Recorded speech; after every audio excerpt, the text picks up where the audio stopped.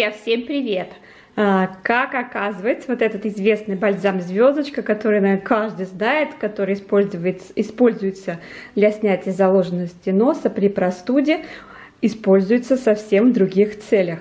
И сейчас я вам покажу несколько способов, вы удивитесь. Напишите под видео, что вы думаете насчет этих советов. Первый такой совет, если вы, например, собираетесь на природу, там мухи, комары, чуть-чуть нанести, и они будут вас облетать стороной. Даже если не на себя, а где-то вот вокруг что-то есть, чуть-чуть точечно поставить, и вот насекомые вас не будут доставать.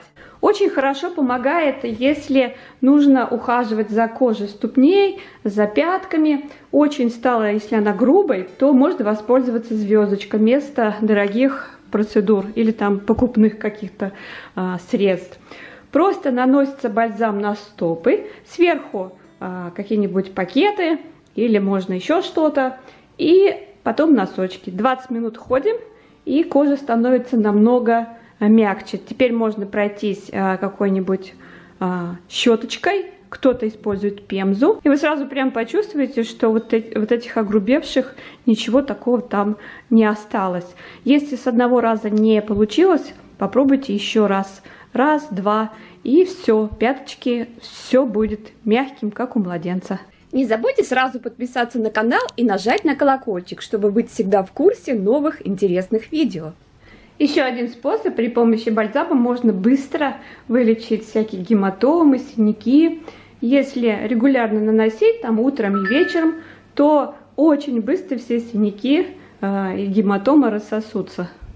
Еще один способ: например, у вас прям сильно-сильно заболела голова, можно взять и тоже небольшое количество на виски, вот в эти места нанести, и прям вот как по мгновению волшебной палочки боль утихает. Я вот пробовала много раз, и прям вот никогда не было такого, чтобы не помогало. Еще один способ тоже хорошо работает. Например, вас покусали комары, прям вот зудит все невозможно, или там крапива там где-то повредила вам руки, ноги, тоже небольшое количество прям нанести, растереть, и буквально за минуту все проходит.